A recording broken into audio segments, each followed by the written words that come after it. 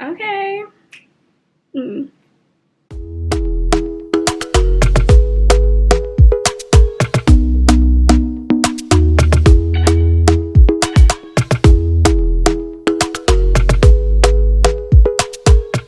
Hey guys, welcome back to my channel. My name is Zariel if this is your first time watching. Today I'm going to be giving you guys a little story time. Are y'all prepared? I don't think y'all are because this story is kind of wild. So if you want to hear this story about a Chicago shootout I was involved in, yes, I said shootout, keep watching. So when I was in Chicago, I had to be about, this had to happen, I had to be like 20. Yeah, I was about 20 years old. So when I was 20, I was in college and it was the weekend. I'm pretty sure it was like a Saturday night. I can't remember if it was Saturday or Friday. I think it was Saturday. So it's a Saturday night, and of course, like, there were party promoters that like threw parties and like they would have it on Instagram and stuff. So that's how we always knew about like what's the move for this weekend. This was before we were like 21 and can get into clubs. People threw a lot of like house parties, mansion parties, like those type of situations. Like that was like a normal thing. And so you would hear about it, like people would be talking about it on campus, or like you would get the Instagram, you would get like DMs from like the promoters for like the party for the weekend. So like out of my 7 friends, somebody had something to do. So I'm, getting dressed for this party. I think it was like me and 4 of my other friends. 5. 4 or 5. I think it was 5 of us. So we were getting ready, like, then we all pre-gaming at my house. Usually we would pre-game at my house or my friend Lauren's house, because she lived in the Infinite and like I lived in the dorm, and you had to like sign people in. So that was like difficult, but at her place you didn't have to sign people in. They could have as many guests as they wanted. So we would go to her house. At this point in time, we were no longer taking the trains. We were taking like cabs, which, to be honest, I don't know why we were ever taking the train to like events. I still think about that. Like I guess the U-Pass, because the school gave us like a U-Pass where you had unlimited, travel on the trains. But like to parties, like we were drunk, we had outfits on, like why weren't we in cabs?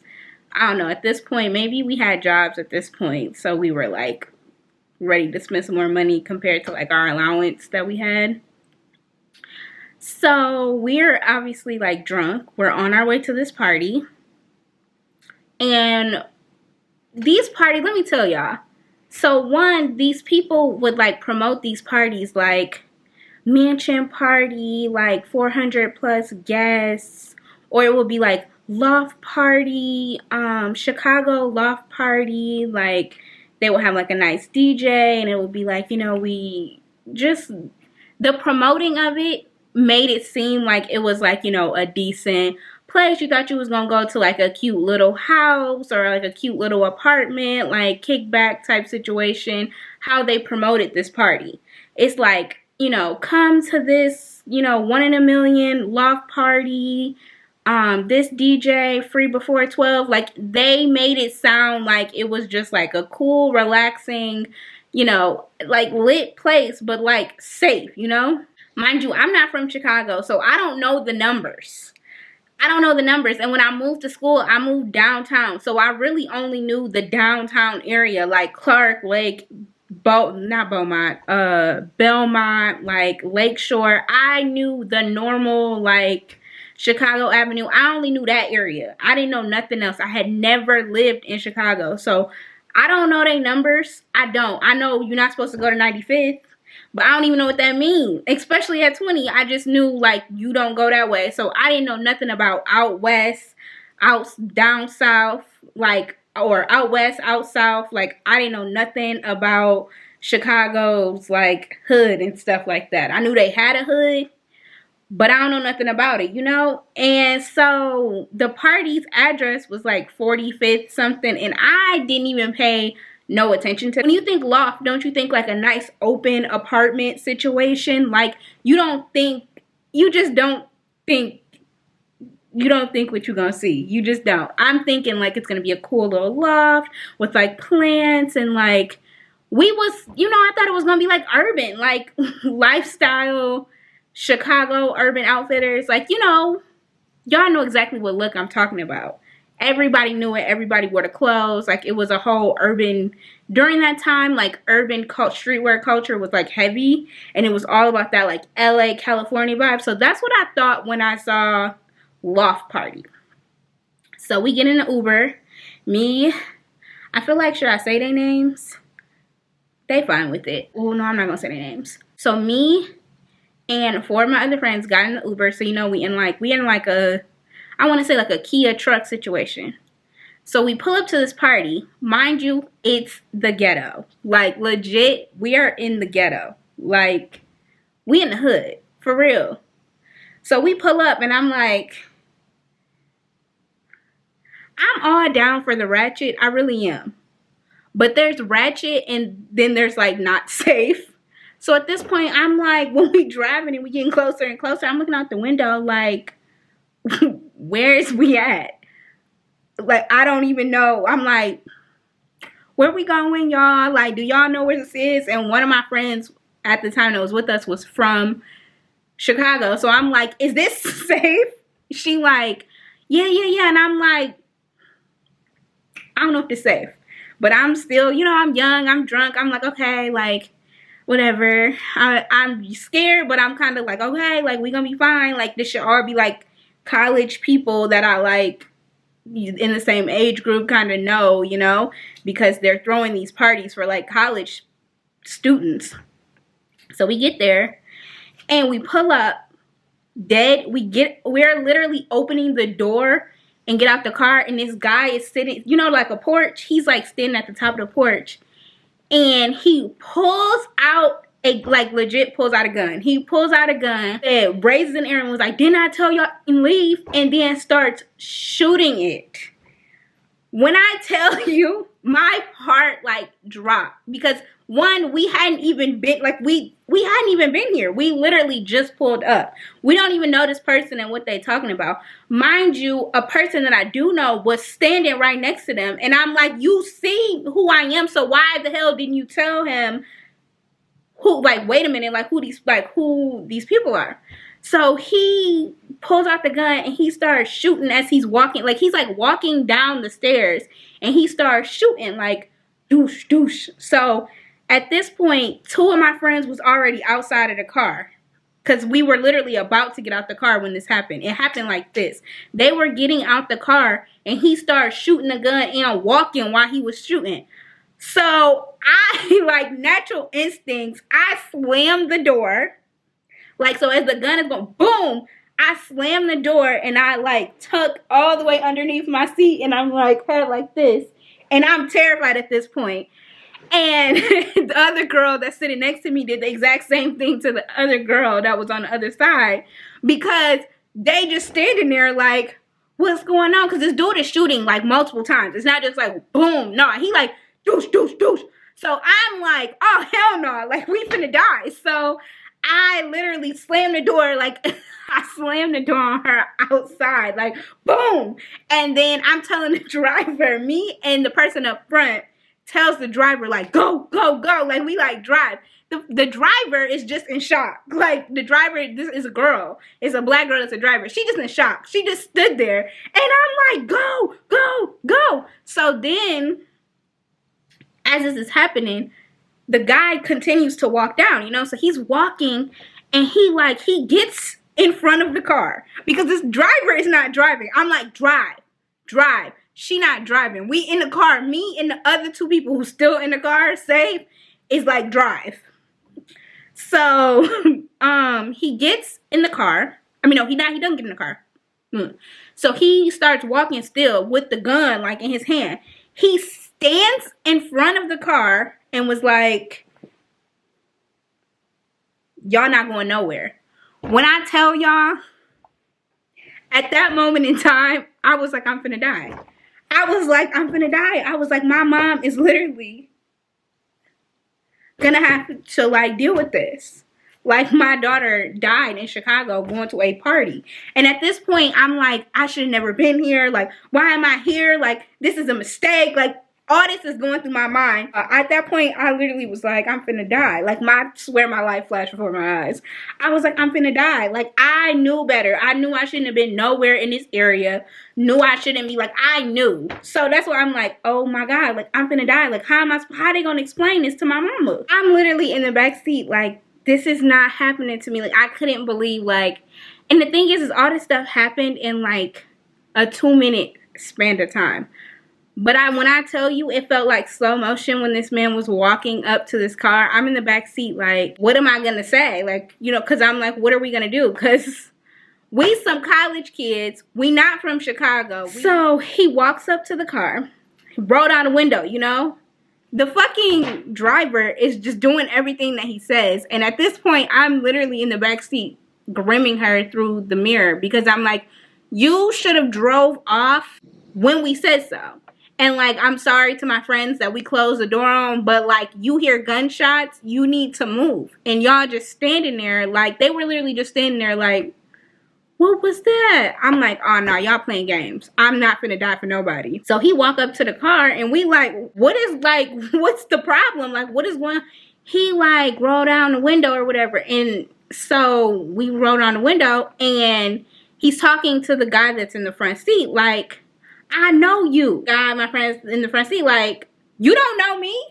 And then he like, yes, I do. He like, no, you don't. Like, you don't know me. Because, like, what do you mean you know me? And you got a gun. You trying to kill us. Like, you don't know me? Like, I don't know you. I don't know what's going on. Like, we just trying to come to this party. Like, I don't know. And we all like, what's happening? Like, you know, he like, no, I know you. You the dude with the ones. So, rewind.